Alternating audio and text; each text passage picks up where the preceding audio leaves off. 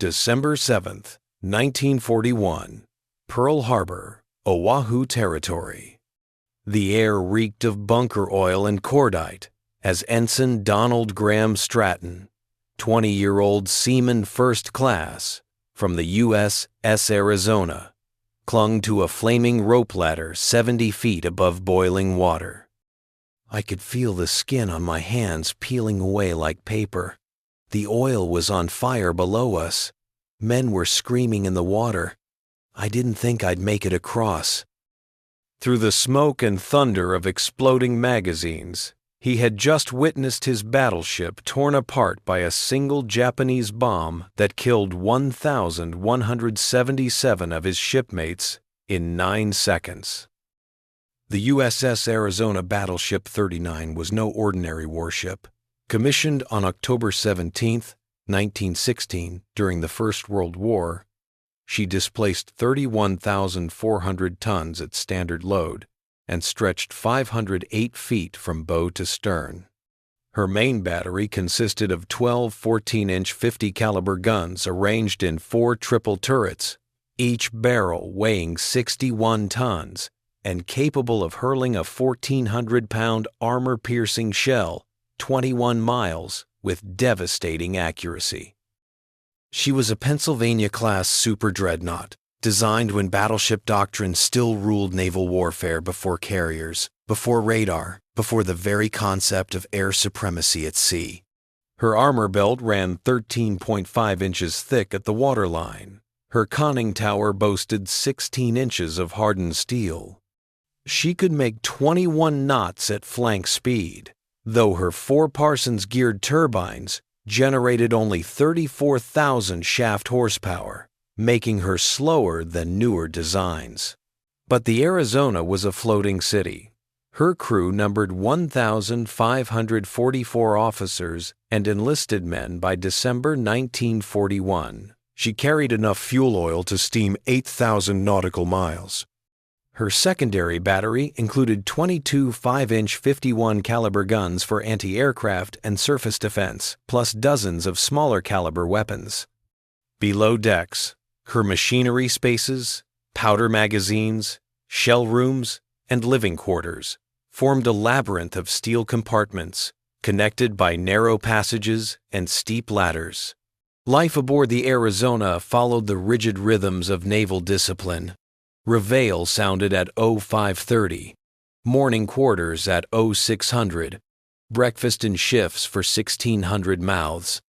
Then the endless rotation of watches 4 hours on, 8 hours off standing lookout, manning gun stations, tending boilers, scrubbing decks, maintaining the countless mechanical systems that kept a battleship operational. For junior enlisted men like Donald Stratton, the Navy was both opportunity and hardship. Many came from depression-ravaged small towns where jobs had vanished. The Navy offered 3 meals daily, $21 monthly pay for seamen second class, and training in technical skills. But it also demanded absolute obedience, brutal physical labor, and separation from family for years at a time. Stratton had joined in October 1940, assigned to the Arizona's gunnery division. He learned to handle 5-inch ammunition, to maintain gun mounts in the salt air, to sleep in a hammock strung between pipes while the ship rolled in heavy seas. He learned the pecking order petty officers who ran divisions, junior officers fresh from Annapolis, and the old man, Captain Franklin Van Valkenburg, who commanded from the bridge. By late 1941, tensions with Japan had reached crisis levels. The U.S. oil embargo imposed that summer had strangled Japan's war machine in China. Diplomatic negotiations in Washington had stalled. Intelligence reports tracked Japanese fleet movements across the Pacific. But in Hawaii, the mood remained almost peacetime casual. The Arizona had just returned from gunnery exercises off the coast. On December 6th, Liberty Call sent hundreds of sailors ashore to Honolulu for weekend leave, drinking, dancing, movies, the brief illusion of civilian life. Those who remained aboard settled into Saturday evening routines. Some wrote letters home. Others played cards, read pulp magazines, listened to radio broadcasts from California.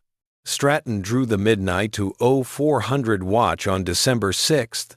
After he was relieved, he climbed into his bunk in the forward part of the ship, exhausted.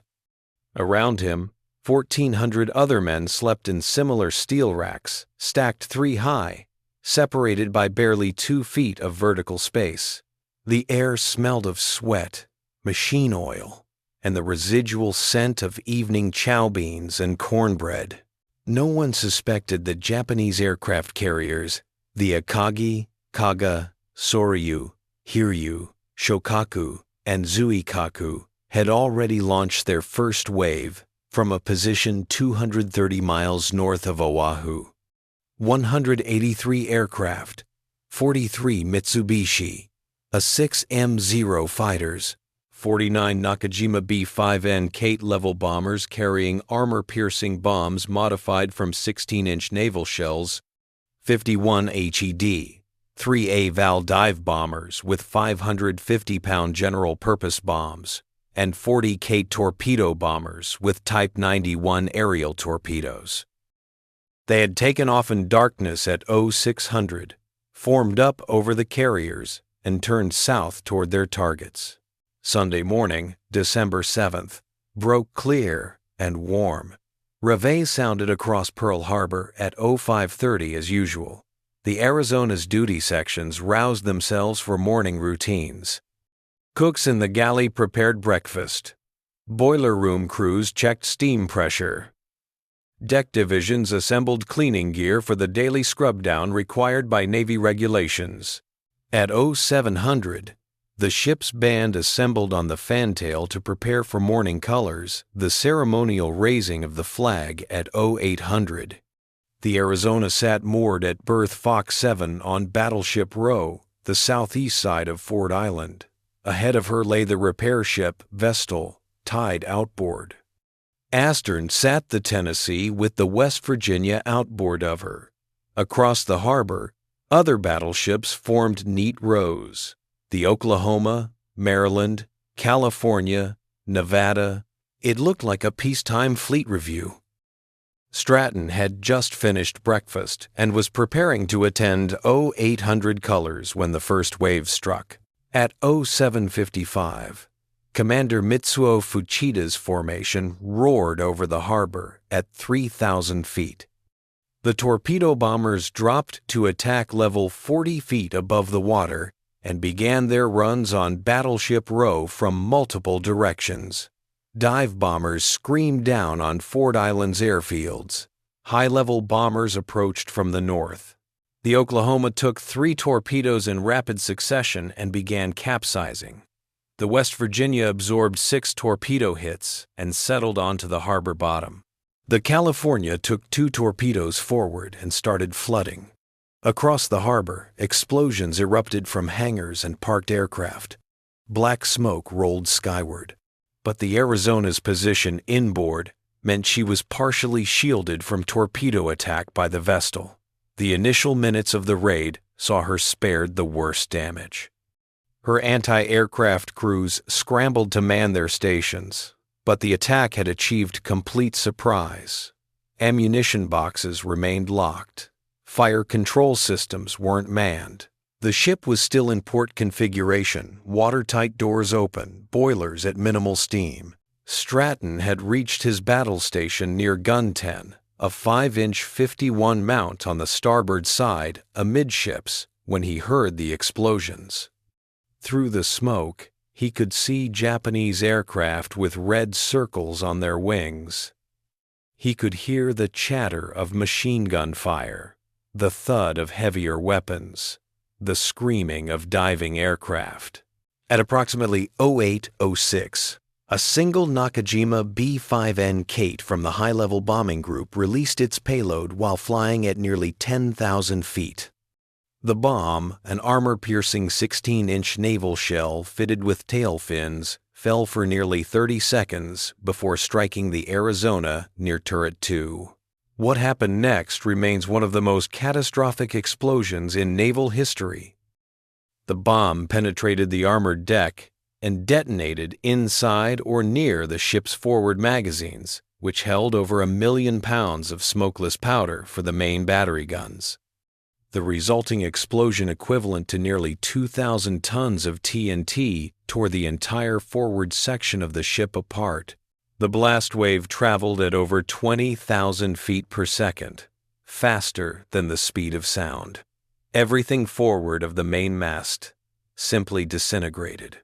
Turret 1, weighing 540 tons, was blown completely off its foundation and thrown into the harbor. Turret 2 collapsed into the crater left by the explosion. The forward superstructure, the conning tower, bridge, fire control stations vanished in a pillar of flame that shot 800 feet into the air. The bow section crumpled inward like paper. 1,177 men died in approximately 9 seconds. Most never knew what hit them. Those in the forward compartments were instantly vaporized by the blast or crushed by collapsing steel. Those in spaces adjacent to the explosion were killed by the shock wave, which turned internal organs to jelly. Others drowned as the shattered bow filled with water. Still others burned to death in the firestorm that engulfed the wreck.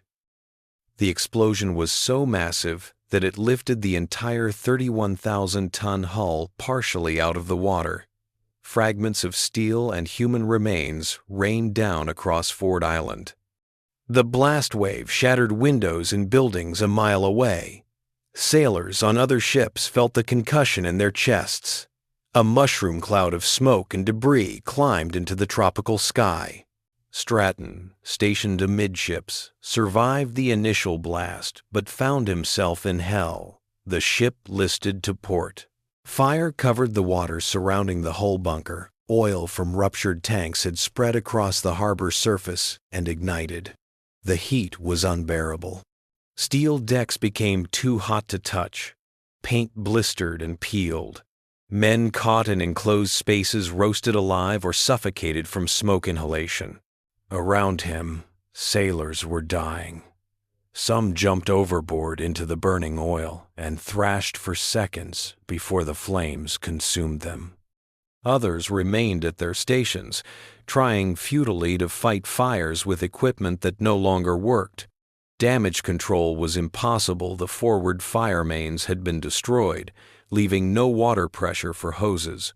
Stratton made his way to the port side amidships, where the ship had come to rest against the Vestal. The repair ship, though damaged herself, was still afloat and beginning to pull away to avoid being dragged down if the Arizona sank further. Between the two ships lay 70 feet of flame-covered water. Then Stratton saw something remarkable. Seaman Joe George on the Vestal's deck, holding a heaving line, a rope used for passing larger lines between ships. George threw the line toward the Arizona. It fell short. He coiled it and threw again. This time it reached. Stratton and 5 other sailors grabbed the line. It was their only chance. The Arizona was settling lower. Fire had cut off escape routes to the stern. The water below them was death. The oil burned at over 300 degrees Fahrenheit, hot enough to cause third-degree burns in seconds. The line was perhaps 3/4 of an inch thick.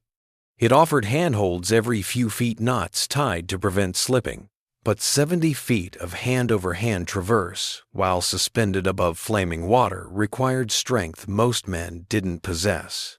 Especially men, already exhausted, burned, choking on smoke. Stratton watched the first man start across. He made it halfway before his grip failed. He fell into the fire below and disappeared without a sound. The second man made it slightly farther before he too lost his grip and plunged into the flames. "I was terrified," Stratton later recalled. "But staying meant dying for sure. At least the rope gave me a chance." He wrapped his hands around the line and started across. Below him, flames leaped upward. The heat was so intense he could feel his skin blistering. His hands, slick with oil and blood, struggled to maintain grip. Each pull forward required total concentration. Don't look down. Don't think about falling. Just reach. Pull. Reach. Pull. Halfway across, his strength began to fail. His arms felt like lead. His palms were shredded. He could smell his own flesh burning. For a moment, he considered letting go. The fall would be quick, at least. Then, hands grabbed him. Joe, George, and other Vestal sailors had formed a human chain, leaning out over their deck to pull survivors the final distance. They hauled Stratton aboard and dragged him away from the edge. He collapsed on the Vestal's deck, gasping for air, his hands ruined but alive. Behind him, the Arizona was dying. Her forward section had already sunk to the harbor bottom, resting in barely 40 feet of water.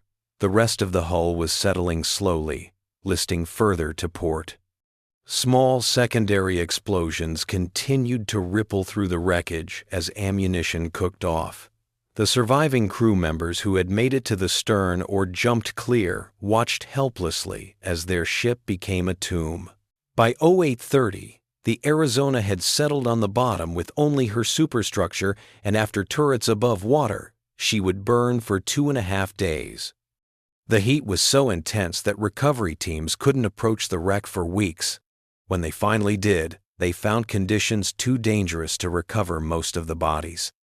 Of the 1,334 casualties eventually attributed to the Arizona, only 229 were recovered and identified. The rest remain entombed in the wreck to this day. The attack on Pearl Harbor continued for nearly 2 hours. The second wave, 170 aircraft, arrived at 0850 and focused on ships that had survived the first wave, airfields, and shore installations.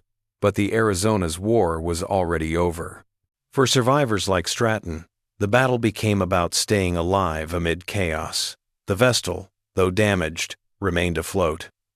Her crew worked frantically to control flooding, fight fires, and prepare to move away from the burning Arizona. Wounded men covered her decks. Some had been blown clear by explosions. Others had swum through burning oil. Many were barely recognizable skin, blackened by fire, clothing burned away, hair singed off. Medical personnel worked without pause. The Vestal's small sick bay was overwhelmed within minutes. Corpsmen set up triage stations on open deck spaces. Morphine syrettes went into the worst wounded. Bandages ran out almost immediately, forcing medics to improvise with sheets torn into strips. Burns were the predominant injury, second and third degree, covering large percentages of body surface area. Stratton's hands had suffered severe burns. The flesh had literally melted away in places, exposing underlying tissue. But he was ambulatory and conscious, which made him one of the lucky ones. Around him, men screamed in agony or lay in shock, their eyes vacant. The smell of burned flesh mixed with the persistent odor of bunker oil and explosives. At 0900, tugboats arrived to pull the Vestal away from the Arizona. The repair ship had taken one bomb hit and some splinter damage, but her engines still functioned. With painful slowness, she moved across the harbor to a temporary berth. Behind her, the Arizona continued to burn, a funeral pyre for over 1,000 sailors. Other ships in Battleship Row had suffered catastrophically. The Oklahoma had capsized completely, trapping over 400 men inside her hull. Rescuers would spend days cutting through the bottom plating to reach survivors in air pockets. The California and West Virginia had sunk at their moorings. The Nevada, the only battleship to get underway during the attack, had been deliberately beached to avoid blocking the harbor channel after taking multiple bomb and torpedo hits. The human cost was staggering. Across Pearl Harbor, 2,335 American servicemen died on December 7th. Another 1,143 were wounded.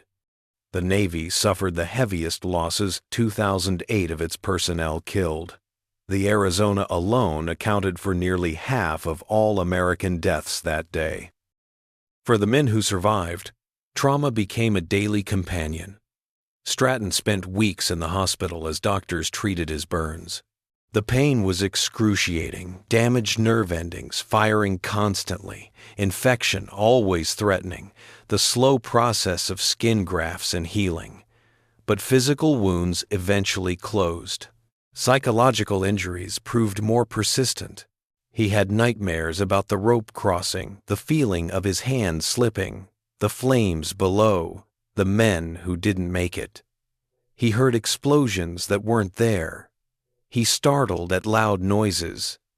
He felt guilty for surviving when so many shipmates hadn't.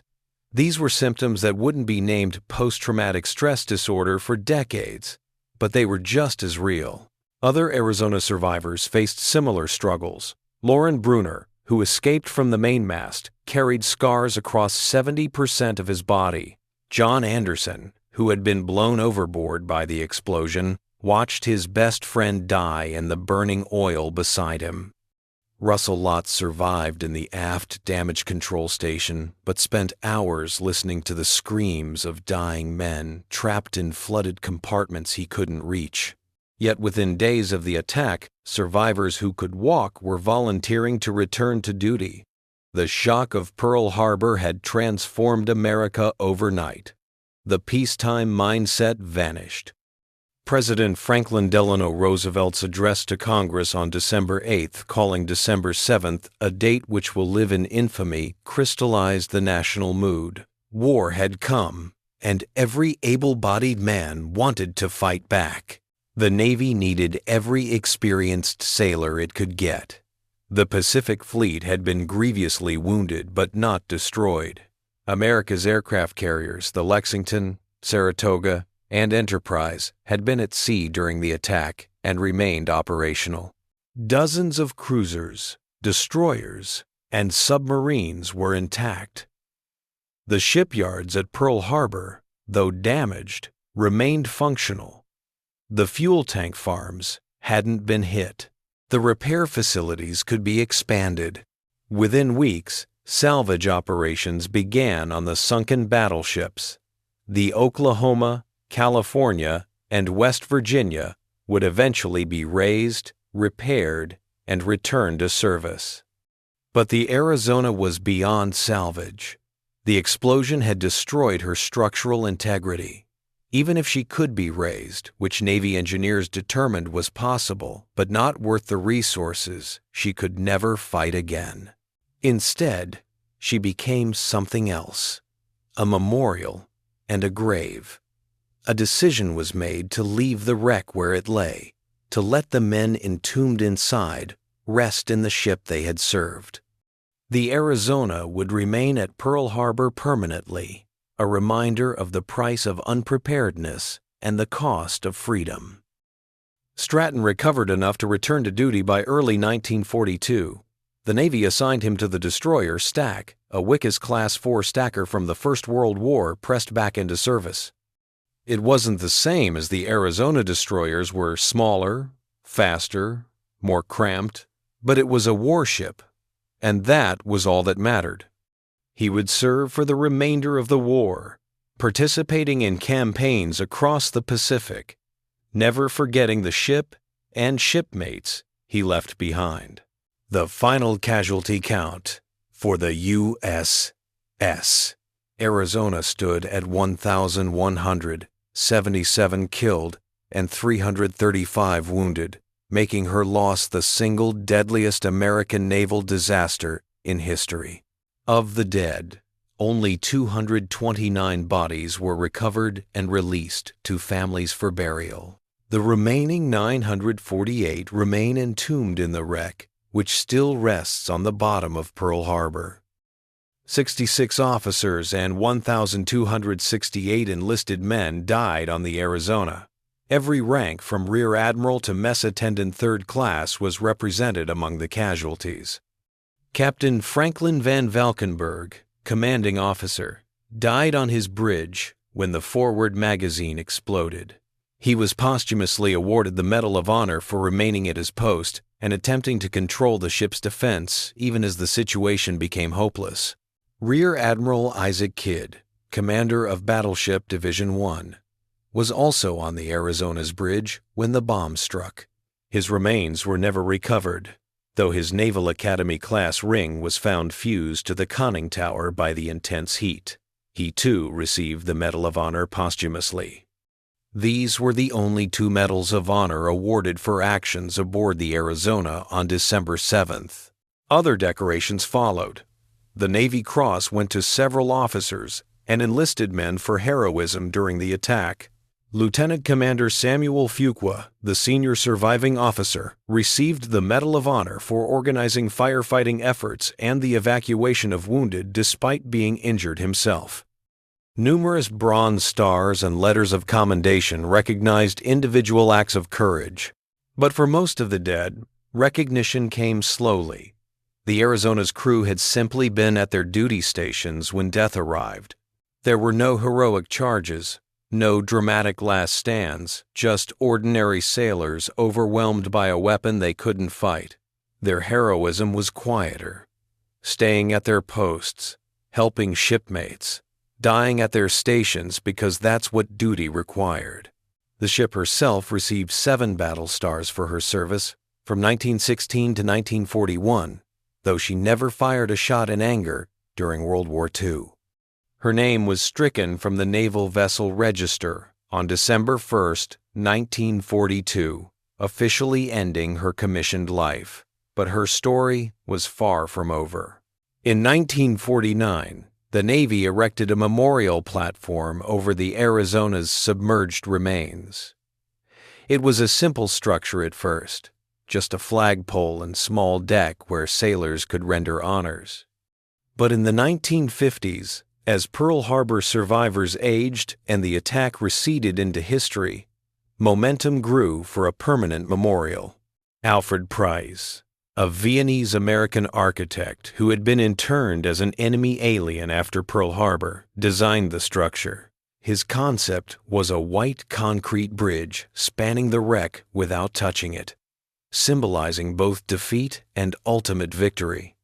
The center section sagged slightly, while the ends rose, representing initial defeat followed by triumph.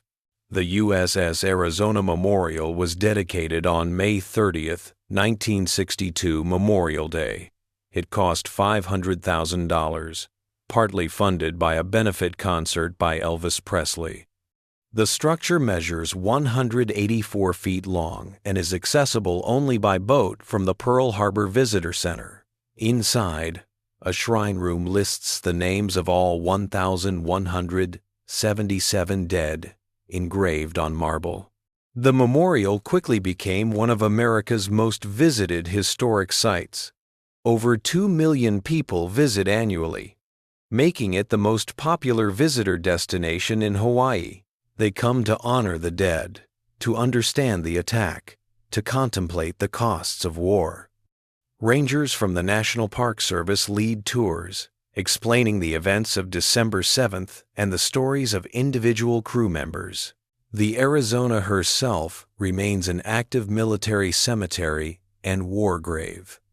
The wreck continues to leak oil approximately 2 to 9 quarts per day, creating a visible sheen on the water surface that visitors call the Tears of the Arizona. Navy divers periodically survey the wreck, which continues to deteriorate. One day, likely within the next century, the hull will collapse completely. But for now, she endures. A unique tradition honors the ship's survivors. Any Arizona sailor who wishes can have his cremated remains interred in the wreck by Navy divers. The first to choose this option was Seaman First Class Claren and Hetrick in 1982.